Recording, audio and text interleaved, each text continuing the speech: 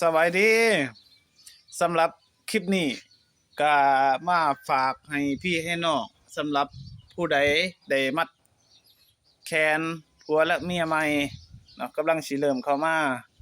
อันนี้จะเป็นเดือนธันวาเดือนธันวาปี2025เฮาจะเป็นคำอวยพรแล้วก็เป็นสิริมงคลให้เพื่อ ผู้สิสร้างครอบครัวใหม่จะเป็นคำบอกสอนกะแม่นเนาะถือว่า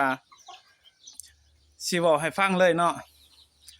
อันเจ้าผู้ยุกยิ่งล้ำสิทธิเดชลือซ่าปัญญายศโลกลือทั้งข่ายโศกเจ้าแล้วสัพปะตืมแถมมาให้เป็นทั้งสมุนทางนางนั่งกุมพันร่วมสถานเฮียงสอนขอให้ยืนยาวหมั่นนำกันดะเก่าสัวยาได้ขาดคู่ห่างทางหายห่างสอง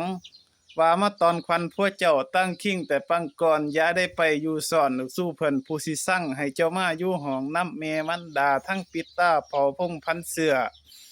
ควันเจ้ามาต้องสถานท่องที่อยู่ขอให้ลูกหลับได้เงินคำแก้วสู่ประการผู้โมโจรมันหายศัตรูยาบังเบียดความเจ็บยาสุใดความไข่ยาสุมีนับตั้งแต่มื้อนี้เป็นต้นไปพวกเจ้าทั้งสองจะเป็นพวกแก้วเมียขวัญผัวหนึ่งเมียเดียว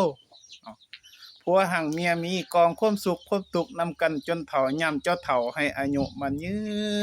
นเด้อเนาะอันนี้จะเป็นคำบอกสอนก็แม่นเป็นสิริมงคลก็แม่นเนาะอันนี้มาฝากให้พี่ให้น้องเด้อหมดตัวอัน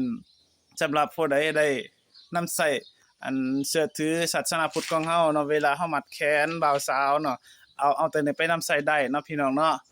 ผู้ใดเห็นแล้วก็กดใจกดติดตามให้เด้อ